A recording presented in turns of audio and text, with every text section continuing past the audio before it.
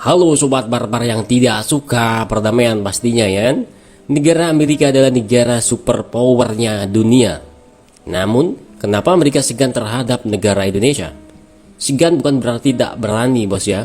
Amerika sangat memperhitungkan negara Indonesia karena soal kecerdasan dan keahlian pasukan tempur yang dimiliki Indonesia.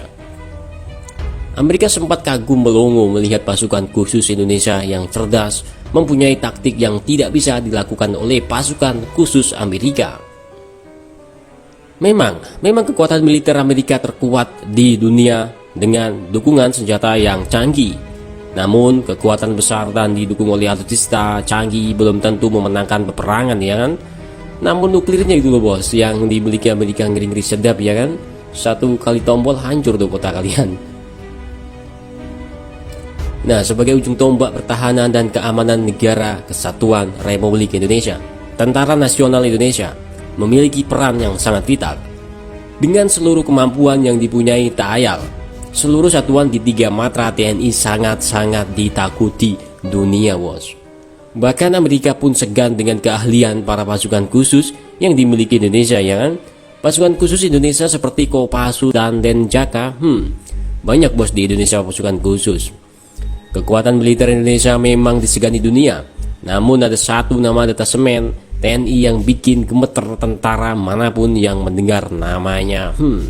Indonesia selama ini memang dikenal memiliki banyak sekali pasukan khusus yang memiliki berbagai peran strategis mulai penjagaan hingga penanggulangan teror.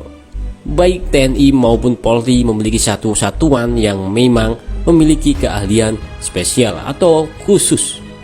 Sebut saja Destasemen 88, Kopassus, Paskas, dan Denjaka dan lain sebagainya ya. Ini semua pasukan tempur bos, pasukan buat barbar ya. Nah, selain satuan tempur tersebut, ternyata Indonesia juga memiliki satu pasukan khusus yang keberadaannya sangat-sangat dirahasiakan. Bahkan saking misteriusnya, hingga sekarang mungkin tidak banyak yang tahu siapa saja dan di mana saja anggotanya.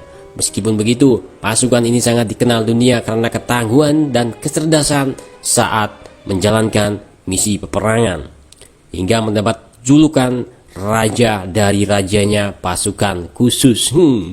Kini pasukan tersebut pun menjadi legenda bagi militer dunia, bahkan Amerika. Dalam berita FIFA Militer bahwa mantan Panglima Angkatan Bersenjata Amerika Serikat menyatakan bahwa Korps Marinir TNI Angkatan Laut adalah salah satu yang terbaik di dunia.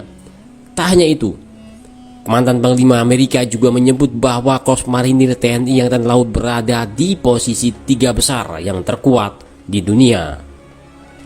Oleh sebab itu, penempatan pasukan Korps Marinir Amerika di wilayah Asia Tenggara sama sekali tidak diarahkan pada tujuan menyerang sebuah negara, apalagi negara Indonesia. Mantan Panglima Amerika secara jujur mengatakan bahkan tidak berani bermimpi untuk menyerang negara Indonesia. Meskipun di sisi lain, Amerika adalah salah satu negara terkuat dalam fakta pertahanan Atlantik Utara, yaitu NATO. Amerika adalah NATO-nya di atas NATO ya kan, NATO-nya NATO maksudnya. Saat ini ada 3 kekuatan besar marinir dunia dan Indonesia berada di posisi ketiga.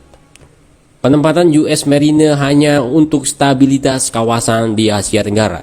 Jangan bermimpi, Amerika berencana menyerang Indonesia meski Amerika pimpinan NATO alias bapaknya NATO. Tidak pernah terpikir oleh pimpinan Amerika untuk menyerang negara Indonesia secara barbar ya kan, ucap mantan Panglima Amerika.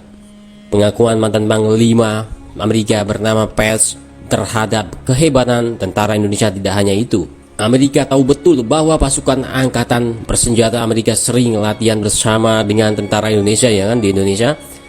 Dan di saat itu pula pasukan Amerika melihat langsung bagaimana kegarangan, ketangguhan pasukan TNI Indonesia. Amerika mengakui anak buahnya kerap tak bisa menyaingi kehebatan personil TNI dalam setiap kali kesempatan latihan bersama TNI di Indonesia. Pasukan khusus Amerika sering berlatih dengan militer Indonesia. Amerika sadar Bagaimana kemampuan pasukan khusus Indonesia, ya kan? Pasukan Amerika sering kewalahan bos dalam setiap latihan perang dengan Indonesia. Perwira tinggi Angkatan Darat Amerika lainnya juga mengetahui ketidakjaan pasukan khusus atau pasukan elit komando pasukan khusus yaitu Kopassus. Jenderal Amerika Tommy Frank mendapatkan laporan bagaimana sepak terjang prajurit Kopassus saat membebaskan sandera di bandara, tepatnya di negara Thailand. Aksi pasukan Kopassus dalam peristiwa Woila membuat Amerika geleng-geleng kepala. Bagaimana tidak, pasukan Kopassus di bawah komando Letkol Infantri Sintong Panjaitan hanya membutuhkan waktu 2 menit 49 detik untuk membebaskan 57 orang sandera di pesawat Garuda Indonesia DC-9. Menurut Jenderal Amerika, laporan yang ia dapatkan langsung dari pasukan elit Angkatan Darat Amerika, yaitu Delta Force. Delta Force adalah pasukan khusus Amerika memantau secara detail bagaimana pasukan Kopassus Indonesia menjalankan operasi tersebut. Amerika juga berani memastikan tidak ada militer di belahan negara manapun yang mampu menyamai kemampuan taktik tempur yang dimiliki TNI dan rakyat Indonesia. Taktik itu tidak lain adalah taktik perang gerilya, hal lain yang tidak dimiliki oleh pasukan negara lain. Amerika akan terkejut bila mendapati satu mata pelajaran yang takkan didapat di pendidikan elit militer manapun, yakni pendidikan gerilya. Namun jangan salah soal kekuatan alutsista militernya bos. Siapa yang nggak tahu ya kan dengan negara Amerika? Negara Amerika terkenal terkuat nomor 1 di dunia, sedangkan Indonesia terkuat nomor 16 di dunia. Ya pasti kalah negara Indonesia jika dibandingkan dengan Amerika soal kekuatan alutsistanya. Perlu digarisbawahi, kalah di soal kekuatan alutsistanya bos. Karena alutsista Indonesia bergantung pada negara Amerika juga ya kan. Alutsista yang dimiliki Indonesia juga banyak dari Amerika. Selain Amerika ada juga dari Rusia, Jerman, dan Perancis. Kalau Amerika mah lawannya Rusia ya kan, sama-sama kuat alutsistanya dan sama-sama banyak gitu kan. Nah, jumlah personel militer Amerika Serikat saat ini mencapai 2.260.000 pasukan tempur semua bos. Dengan rincian sekitar 1,4 juta pasukan merupakan personel aktif dan 860.000 pasukan cadangan. Nah loh,